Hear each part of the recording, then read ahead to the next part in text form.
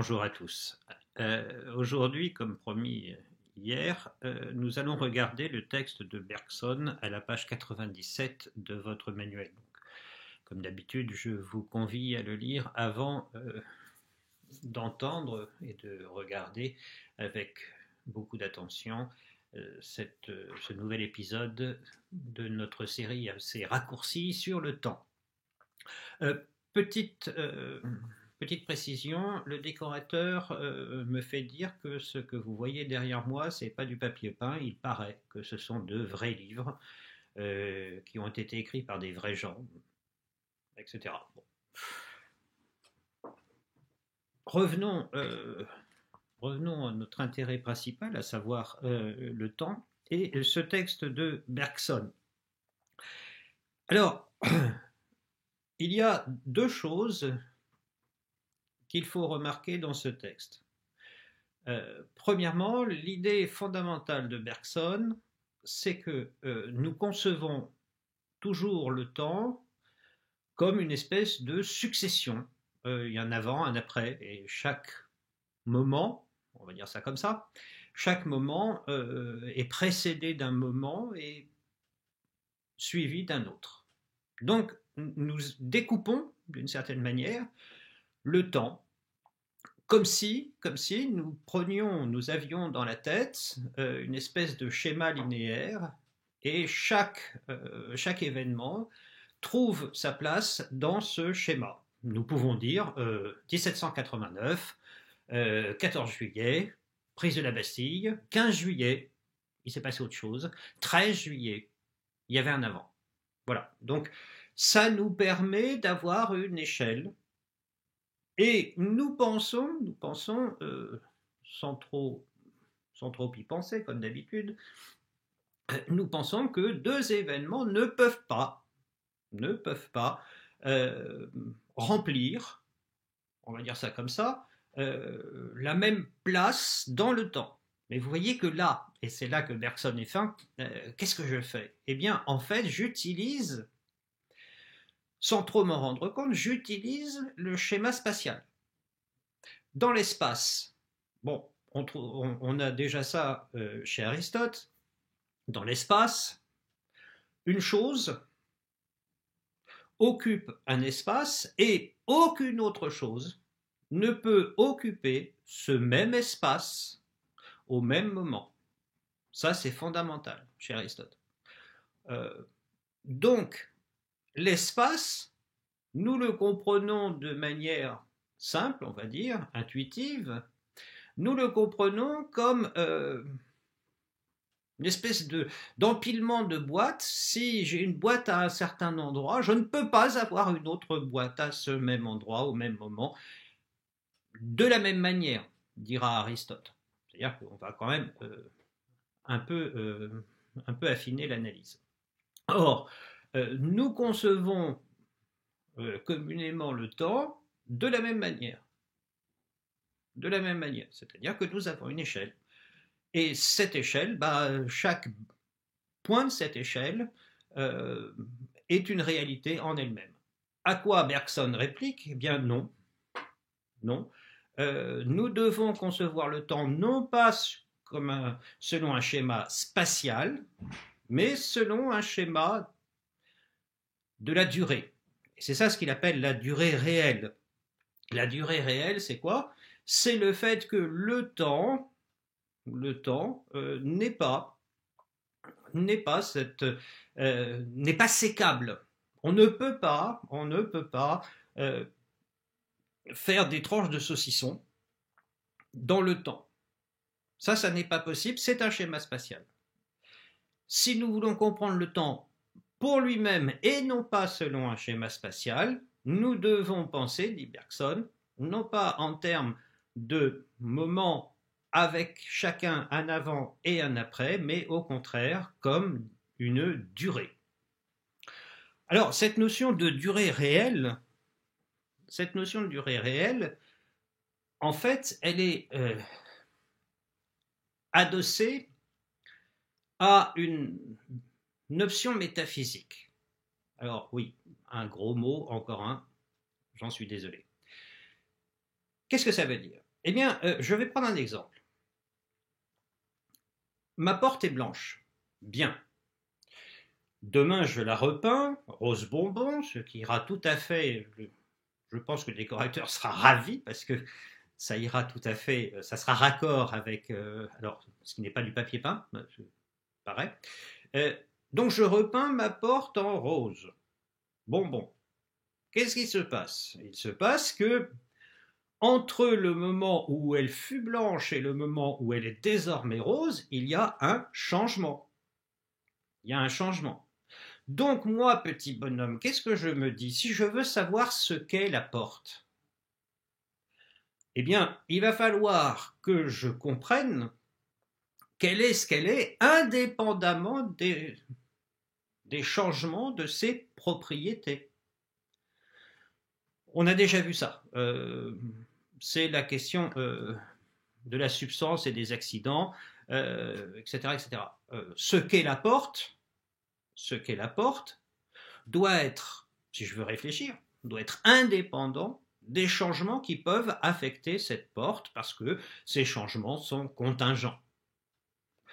Plutôt que de la peindre en rose bonbon, peut-être que j'ai pu la peindre dans un gris clair, etc., etc. Vous voyez?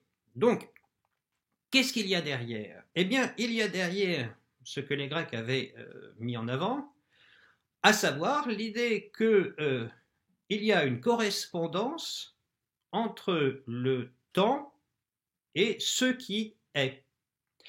Ce qui est doit être indépendant des changements de ses propriétés. Ce qu'est ma porte, ce qu'est cette porte, c'est indépendant du fait qu'elle fût blanche, qu'elle soit désormais rose bonbon, etc., etc. Donc vous voyez, il y a une corrélation entre le temps et ce qui est. Ce qui est doit être indépendant des changements, donc doit être indépendant du temps. Et c'est ça ce qu'il y a derrière le texte à la fin. À la fin, il y a cette idée que Bergson va essayer, avec cette notion de durée réelle, de proposer une autre conception, à savoir le fait que le changement, donc le temps, parce que s'il y a un changement, il y a du temps, à savoir le fait que le changement n'est pas l'indice d'un être moindre, on va dire. Le fait que ma porte puisse changer de couleur n'indique pas que je dois faire nécessairement la distinction entre la porte et ses propriétés. Il est de l'être de la porte de pouvoir changer de couleur. Et là, allez, petit rappel, comment Locke comprend-il la notion d'identité? Eh bien, la notion d'identité de quelque chose, ce qui fait que ce quelque chose est une et la même chose, eh bien, cette notion d'identité, chez Locke, elle est temporelle, c'est-à-dire qu'elle est ce flux constant, vivant, d'une même réalité dans le temps. Donc vous voyez que l'idée de Bergson, ça va être de nous dire, eh bien, il faut substituer à ce schéma grec, on va dire, il faut substituer à ce schéma grec qui pose une corrélation, enfin, une analogie, temps égale changement égale ce qui n'est pas, absence de temps égale non-changement égale ce qui est, eh bien, à ces deux niveaux, Bergson va substituer, va unifier ça, on va dire, avec cette idée de durée réelle. Ce qui est, ce n'est pas ce qui ne change pas, c'est ce qui dure. Ça, c'est fondamental. Ce qui est, ce n'est pas ce qui ne change pas, c'est ce qui dure, et donc qui dure dans une temporalité qui peut intégrer qui peut intégrer le changement sans pour autant que ce changement indique une déperdition de ce qui est. Alors, comment allons-nous comprendre ça? Qu'est-ce qu'on peut faire de cette idée de Bergson? Bien. Eh bien, il suffit simplement de ramener cette idée à nous-mêmes. Qui sommes-nous? Si je réfléchis à la grecque, bien, qu'est-ce que je vais dire? Eh bien, je vais dire que je me perçois changeant constamment. Les idées que j'avais hier ne sont pas forcément les mêmes que j'ai aujourd'hui, et je peux supposer raisonnablement, si je suis un peu intelligent, parce qu'il n'y a que les imbéciles qui ne changent pas d'idée, comme je suis très intelligent, je peux supposer raisonnablement que demain je n'aurai pas les mêmes idées. Donc vous voyez, si je comprends le temps comme une succession, qu'est-ce que ça veut dire? Ça va vouloir dire que les idées que j'ai eues hier, qui ne sont pas les mêmes que celles que j'ai aujourd'hui, qui ne seront sans doute pas les mêmes que celles que j'aurai demain, constituent des fragments, on va dire, découpés les uns par rapport aux autres, et je vais penser qu'en fait, qui je suis? Je suis celui qui a ces idées-là, mais comme ces idées sont changeantes, comme ces idées ne durent pas, eh bien, ma foi, je ne suis pas ces idées. Donc, je suis quelque chose qui est permanent, que le temps ne peut pas toucher. Je suis quelque chose qui, dans sa permanence, est. Et vous voyez que là, je suis en train de parler de l'âme. C'est comme ça que je peux concevoir que mon âme est éternelle. Elle est permanente à travers tous les changements d'affection, d'idées, de sentiments, d'émotions, de tout ce que vous voulez. Je peux raisonnablement penser que je suis une réalité permanente que le temps ne touche pas. Au contraire, ce que va toucher le temps, c'est justement des tas de modalités différentes, mais que je ne suis jamais. C'est pour ça que je peux, encore une fois, très raisonnablement penser que je suis un être permanent, c'est-à-dire éternel. Le temps n'a pas prise sur qui je suis. Par contre, le temps va pouvoir avoir prise sur ce que je suis, parce que ce que je suis maintenant n'est pas ce que j'étais hier, et n'est sans doute pas ce que je serai demain. Mais qu'est-ce qu'il y a derrière? Eh bien, il y a derrière ce schéma mental. Ce qui change, c'est ce qui n'est pas. Ce qui ne change pas, c'est ce qui est. Alors, si maintenant je prends Bergson et j'essaie de contrebalancer cette idée-là. Bon, Bergson n'est pas allé jusque-là, mais nous, on va y aller. Si je prends cette idée-là, c'est-à-dire si je substitue à ce schéma grec un autre schéma, à savoir ce qui est, c'est ce qui dure, donc ce qui est, c'est ce qui est dans le temps, et non pas hors du temps, eh bien je vais pouvoir penser que mon existence, ce n'est pas l'existence d'une réalité angélique qui ne donne pas prise au temps, c'est au contraire une existence qui est temporelle, qui par nature est temporelle, qui par définition est temporelle. On retrouve Saint-Augustin, je vous signale. C'est-à-dire qu'on retrouve cette idée que le temps n'est pas une mesure externe à moi-même, que le temps, que cette durée, c'est cette durée de mon existence. Et mon existence, malgré tous les trous possibles de ma mémoire, tant qu'on en veut, cette existence, je ne la mesure pas en fonction d'une espèce de constante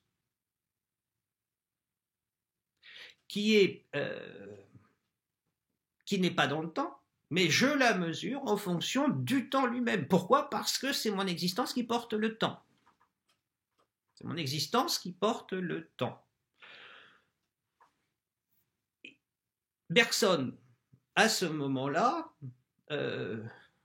va essayer, enfin, cette idée bergsonienne de la durée réelle, appliquée à l'existence, c'est l'idée que cette durée réelle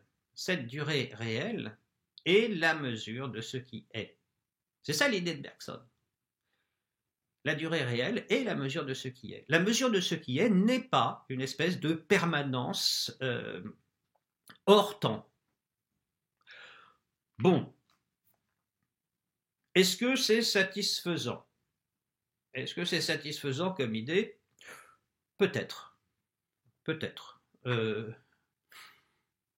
Le schéma grec a ceci d'ennuyeux, on va dire, c'est que quand même, il fait de nous des anges. Ce que nous sommes, c'est une âme, n'est-ce pas? Une âme qui ne subit pas l'injure du temps, qui ne subit pas l'injure du temps. Ce qui subit l'injure du temps, eh bien, c'est la matière dans laquelle cette âme, dont l'âme est la forme chez Aristote, ou cette matière qui emprisonne l'âme chez Platon. Bergson permet de sortir de ce schéma en disant qu'il n'y a pas de forme, l'âme n'est pas la forme d'un corps, sous-entendu, cette âme qui dure, qui est la même et identiquement la même à travers les transformations du corps, ça fonctionne pas parce que nous introduisons la notion de durée, et Platon fonctionne encore moins bien puisque l'âme ne peut pas être perçue comme cette espèce de constante éternelle qui est prisonnière de la matière. Mais si on pousse un peu Bergson là encore, cette notion de durée doit être appliquée à l'univers. Ça doit être appliqué à l'univers. L'univers n'est pas une succession temporelle d'événements. La relativité générale commence à pointer le bout de son nez. Le Big Bang commence le Big Bang et ce que ça implique, c'est-à-dire ce que Hawking appelait la flèche du temps, commence à pointer le bout de son nez. La matière elle-même doit être comprise, l'univers lui-même doit être compris comme durée réelle. C'est un seul et même univers qui existe dans la transformation de lui-même. Un seul et même univers dans la transformation de lui-même. Et donc là, on peut faire un petit clin d'œil à Saint-Augustin. Pourquoi? Parce que si le temps n'est pas extérieur à l'univers, s'il n'est pas la mesure externe de l'univers, alors on peut comprendre Bergson en disant, oui, cette durée réelle est effectivement le critère ontologique de ce qui est, tout simplement parce que l'univers est en évolution. Alors, autre idée que l'on peut tirer de là, alors là il faudra aller chez Heidegger, mais ça devient un peu trop compliqué, donc nous n'irons pas, enfin en tout cas pas maintenant, pas ce matin. L'autre idée, c'est que ce qui est temporel. Ce qui est temporel. Ça, c'est fondamental. Ce qui est temporel, c'est-à-dire que le temps n'est pas une mesure ontologique, ou plutôt est la mesure ontologique, dès lors que nous opérons ce changement d'un monde grec à notre monde à nous. D'accord ? Le temps n'est pas la mesure extérieure de l'être, de ce qui est, il est inclus dans l'être, il est intérieur à l'être, être c'est le temps. Bon, je vous prie de pardonner cette espèce de raccourci un peu brutal d'Heidegger. Comme vous avez tous lu de manière un peu précise la seconde partie d'Être et temps, vous devez vous dire que je suis un peu léger dans mon analyse. Oui, ça vous avez tout à fait raison, je vous l'accorde. Heidegger est un peu plus fin que ça. Mais pour nous, ce que nous devons en retenir ce matin, c'est cette idée que exister, c'est temporel. Exister, c'est la temporalité elle-même. Voilà, je conclus là-dessus. Alors, demain, nous regarderons le texte de Kierkegaard, qui se trouve à la page 94 de votre manuel,